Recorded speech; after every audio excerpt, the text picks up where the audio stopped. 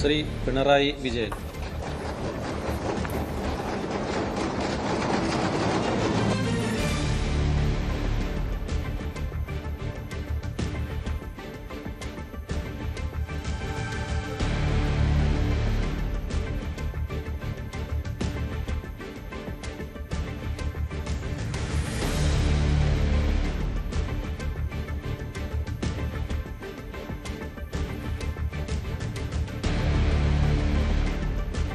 പിണറായി വിജയൻ എന്ന ഞാൻ നിയമസഭയിലെ ഒരു അംഗമായി തിരഞ്ഞെടുക്കപ്പെട്ടിരിക്കുന്നതിനാൽ നിയമവഴി സ്ഥാപിതമായ ഭാരതത്തിൻ്റെ ഭരണഘടനയോട് ഞാൻ നിർവ്യാജമായ വിശ്വസ്തതയും കൂറും പുലർത്തുമെന്നും ഞാൻ ഭാരതത്തിൻ്റെ പരമാധികാരവും അഖണ്ഡതയും നിലനിർത്തുമെന്നും ഞാൻ ഏറ്റെടുക്കുവാൻ പോകുന്ന കർത്തവ്യം ഞാൻ വിശ്വസ്തയോടുകൂടി നിർവഹിക്കുമെന്നും സഗൗരവം പ്രതിജ്ഞ ചെയ്യുന്നു.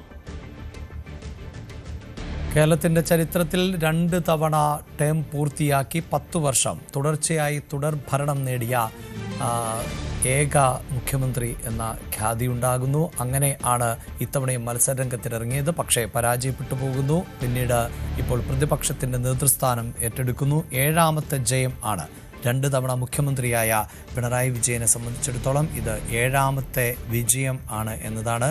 1970, 77, 91 വർഷങ്ങളിൽ കൂത്തുപറമ്പിലും 96-ൽ പയ്യന്നൂരിലും വിജയിച്ചു. 2014-ലും 21-ലും ധർമ്മടത്ത് നിന്ന് വിജയിച്ച് കയറുന്നു. അങ്ങനെ മന്ത്രിസഭയിൽ നേരത്തെയും അംഗമായിട്ടുള്ള പിണറായി വിജയൻ, കേരളത്തിൻ്റെ മുഖ്യമന്ത്രിയായ പിണറായി വിജയന് സത്യവാചകം ചൊല്ലിയതിനു ശേഷം ഇപ്പോൾ നമ്മൾ ദൃശ്യങ്ങളിൽ കാണുന്നത് മുഖ്യമന്ത്രിയായിരുന്ന പിണറായി വിജയൻ, ഇപ്പോൾ പ്രതിപക്ഷ നേതാവായിട്ടുള്ള പിണറായി വിജയൻ, തൻ്റെ സഹയാത്രികൻ കൂടിയായിരുന്ന പ്രോട്ടം സ്പീക്കർ ഇതാ ജി സുധാകരനെ, പ്രോട്ടം സ്പീക്കറെ കൈകൊടുക്കുന്നു.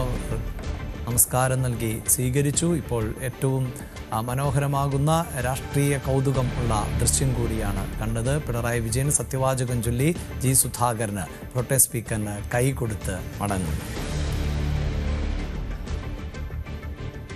അടുത്തതായി കല്യാശ്ശേരിയിൽ നിന്നുള്ള, കണ്ണൂരിൽ നിന്ന് തന്നെയുള്ള കല്യാശ്ശേരിയിൽ നിന്നുള്ള വിജിന. നിയമസഭയിലെ ഒരംഗമായി തിരഞ്ഞെടുക്കപ്പെട്ടിരിക്കുന്നതിനാൽ നിയമവഴി സ്ഥാപിതമായ ഭാരതത്തിൻ്റെ ഭരണഘടനയോട് ഞാൻ നിർവ്യാജമായ വിശ്വസ്തതയും കൂറും പുലർത്തുമെന്നും ഞാൻ ഭാരതത്തിൻ്റെ പരമാധികാരവും അഖണ്ഡതയും നിലനിർത്തുമെന്നും ഞാൻ ഏറ്റെടുക്കുവാൻ പോകുന്ന കർത്തവ്യം ഞാൻ വിശ്വസ്തയോടുകൂടി നിർവഹിക്കുമെന്നും സഗൗരവം പ്രതിജ്ഞ ചെയ്യുന്നു.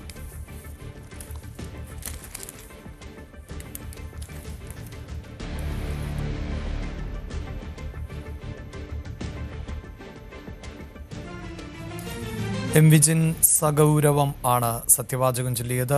ഇനി എം വിൻസെന്റ് ആണ് അടുത്തതായി സത്യവാചകം ചൊല്ലേണ്ടത്. കോവളം മണ്ഡലം നിലനിർത്തുന്ന എം വിൻസെന്റ് ആണ് അടുത്തതായി സത്യവാചകം ചൊല്ലുന്നത്.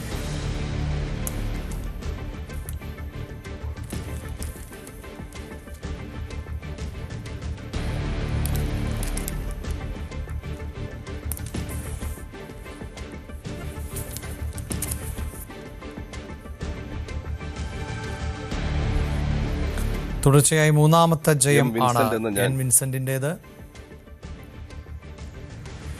നിയമസഭയിലെ ഒരു അംഗമായി തെരഞ്ഞെടുക്കപ്പെട്ടിരിക്കുന്നതിനാൽ കൂടുതൽ വാർത്തകൾക്ക് news 18 Keralam YouTube channel subscribe ചെയ്യുക.